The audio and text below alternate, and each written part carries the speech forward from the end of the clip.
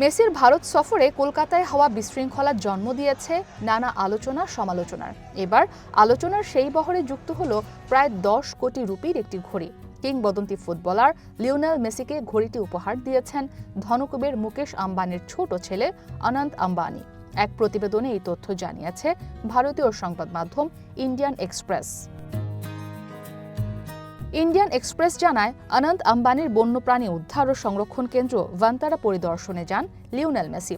এ সময় মেসির হাতে কোনো ঘড়ি ছিল না। এর বেশ কিছু সময় পর মেসির হাতে বিরল রিচার্ড মিল RM003 V2 GMT টার্বিওর এশিয়ার সংস্করণ দেখা যায়। মূল্যবান এই ঘড়িটি একটি সংগ্রাহক সংস্করণ। পুরো বিশ্বে এই সংস্করণের ঘড়ি আছে মাত্র 12টি।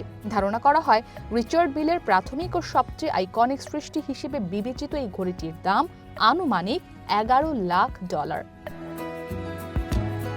ঘড়ি ছাড়াও মেসির ভান্তারা পরিদর্শনের ভিডিও বেশ ভাইরাল। সামাজিক মাধ্যমে ছড়িয়ে পড়া ভিডিওতে দেখা যায় ভান্তারায় মেসি, লুইস সুয়ারেজ ও রদ্রিগো ডি পলকে আরতি ও ফুলের পাপড়ি ছিটিয়ে বরণ করে নেওয়া হয়। এরপর সেখানে অবস্থিত মন্দিরে মহা আরতি অনুষ্ঠানে অংশ নেন তারা। এ সময় বিশ্ব শান্তি ও সম্প্রীতির জন্য মহাতারকা মেসি প্রার্থনা করেন বলে জানায় ইন্ডিয়ান এক্সপ্রেস। ইসরাত মুক্তি, ওয়ান ইন্টারন্যাশনাল ডেস্ক।